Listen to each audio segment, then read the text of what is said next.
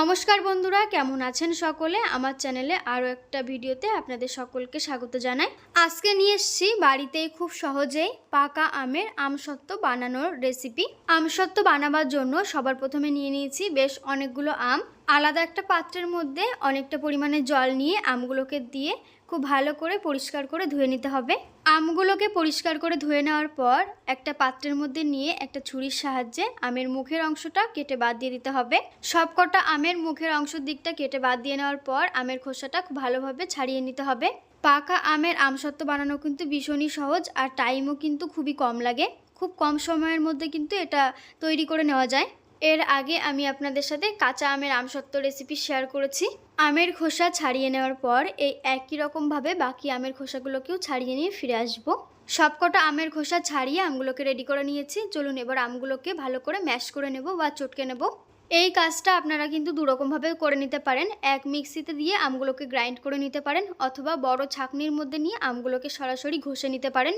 আমি এখানে আমগুলোকে মিক্সিতে গ্রাইন্ড না করে সরাসরি হাত দিয়ে ভালো করে চটকে নিচ্ছি। এরপর ভালো করে আঠিগুলোকে চিপে বাদ দিয়ে ফেলে দেব।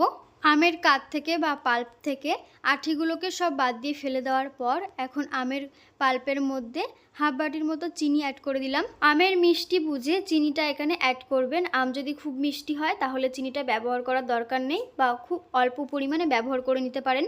আমগুলো বেশ মিষ্টি ছিল, সেই জন্য হাফ বাটি পরিমাণে চিনি ব্যবহার করেছি। চিনিটা দেওয়ার পর একটা হ্যান্ড উইক্সের সাহায্যে ভালো করে মিক্স করে নিতে হবে চিনি গুলে যাওয়া পর্যন্ত। এদিকে আগে থেকে একটা বড় থালার মধ্যে তেল মাখিয়ে রেডি করে রেখেছিলাম। থালার ওপর একটা ছাঁকনি নিয়ে নেব। ছাঁকনির মধ্যে আমের পাল্পটা ঢেলে দিয়ে সরাসরি কিন্তু আমের পাল্পটা ছেঁকে নেব একটা হ্যান্ড উইক্সের সাহায্যে। আমের পাল্পটা ভালোভাবে ছাঁকনির সাহায্যে থালার উপর ছেঁকে নেওয়ার পর কিন্তু অনেকটা অবশিষ্ট আঁশ বেরিয়েছে আমের। এবারে আমসত্ত্ব থালাটাকে রোদে দিয়ে ভালোভাবে শুকিয়ে নিতে হবে।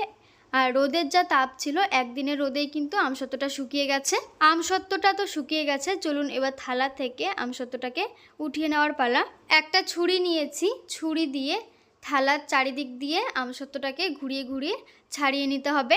এভাবে ছুরি দিয়ে চারিদিক থেকে কিন্তু ছাড়িয়ে নিলে আমসত্ত্বটা খুব সুন্দরভাবে উঠে যাবে থালা থেকে। কত সুন্দরভাবে দেখুন থালা থেকে আমসত্ত্বটা উঠে এসছে। এটা কিন্তু আপনারা ছোট ছোট পিস করে একটা কৌটোতে করে কিন্তু অনেক দিন পর্যন্ত রেখে দিতে পারেন। আর আপনারা তো দেখলেন আমের পাল্পটাকে জাল না দিয়ে সরাসরি আমসত্ত্ব তৈরি করে নিলাম। ব্যাস তৈরি খুব সহজেই পাকা আমের আমসত্ত্ব। কেমন লাগলো রেসিপিটি? ভালো লাগলে একটা লাইক করবেন। সকলে খুব ভালো থাকবেন, সুস্থ থাকবেন। নমস্কার।